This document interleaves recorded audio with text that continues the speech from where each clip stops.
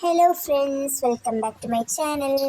എൻ്റെ ചാനൽ ആദ്യമായിട്ട് കാണുന്നവരാണെങ്കിൽ സബ്സ്ക്രൈബ് ചെയ്യുക, ഇഷ്ടപ്പെട്ടാൽ ലൈക്ക് ചെയ്യുക, ഷെയർ ചെയ്യുക, കമൻറ്റ് ചെയ്യുക മറക്കല്ലേ കേട്ടോ. അപ്പം ഞാൻ ഇന്ന് വന്നിട്ടുള്ളത് ചക്കപ്പത്തിൻ്റെ റെസിപ്പി ആയിട്ടാണ്. അപ്പോൾ ഇവിടെ വലിയ ചക്ക കിട്ടിയിട്ടുണ്ട് എനിക്ക്.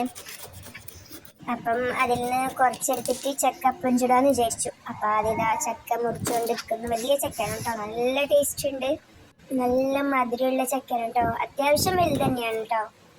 അപ്പം ചക്ക മുറിച്ച് ഇതാ അതിൻ്റെ ഇതൊക്കെ മാറ്റി അപ്പത്തിന് വേണ്ടിയിട്ട് മാറ്റിയെടുത്തു കേട്ടോ. കുറച്ച് അപ്പത്തിന് വേണ്ടി മാറ്റി വെച്ചിട്ടും ബാക്കി നമുക്ക് ഓരോന്നായിട്ട് ഓരോ ദിവസം ചെയ്യാം.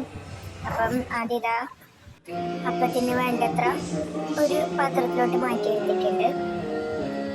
അതിൻ്റെ സൈഡിലുണ്ടാകുന്ന ആ വെള്ളത്തിലെ ചോള അതൊക്കെ നീക്കിയെടുത്ത് നല്ല ക്ലീനാക്കി വേറൊരു പാത്രത്തിലോട്ടിട്ട് ഇനി നമുക്ക് മൈദയും ഞാനിവിടെ കുറച്ച് അരിപ്പൊടി ഇട്ടിന് കേട്ടോ. കുറച്ച് അരിപ്പൊടിയും പഞ്ചസാരയും വെള്ളവും ചേർത്ത് മാവ് തയ്യാറാക്കാം.